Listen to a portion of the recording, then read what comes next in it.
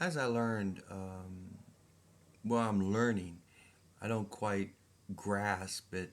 I don't got the right paradigm for it totally.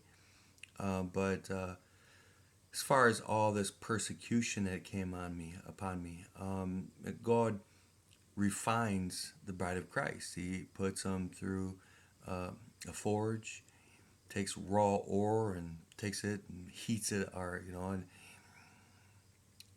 puts the pressure on it, like coal, like a lump of coal made into a diamond, ore into steel.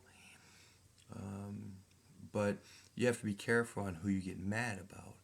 I was, for a long time, insanely mad at government, like really deeply hurt and mad at government. And you got to have the right paradigm for it. As far as Trump, him going through all this stuff, this court and all this. Now, now, a lot of blacks, they showed it on Fox News, says that Trump has street cred now because he knows how it's like for the system to go after him. Now, I'm not talking about. There's obviously very racist and evil prosecutions in America toward blacks. I'm not. It's not what I'm saying. I'm not saying that that's not true. What I'm saying is you got to be careful.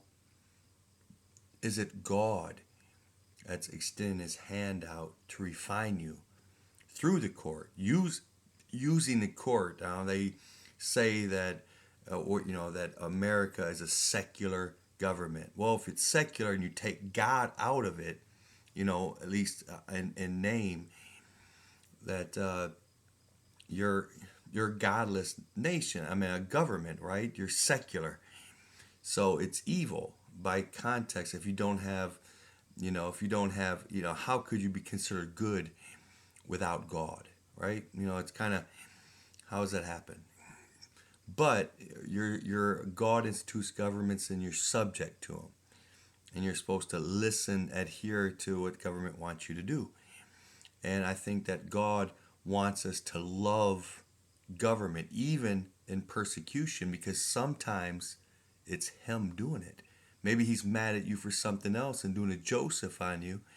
That you stole gold, which is Joseph, and He's doing it in symbolism to because He's mad at you or something like that. It could be like that. It could be. So God wants, even though I was mad, what I've realized is that as I project love to government and forgive them, right? That it seems my life flows better. It's better. Like it's working out. It lines up. I don't know how to explain it in the spirit. But of course, if you got to go to court and you got to talk to a lawyer and this and that, of course you're gonna tell them what happened, things that happened. But as far as a vendetta or being hate having hatred to government, God doesn't want us to have that. I think that He wants us to love government and to we're subject to government. You can look up that word. We're subject to Him. God institutes governments and we're subject to Him.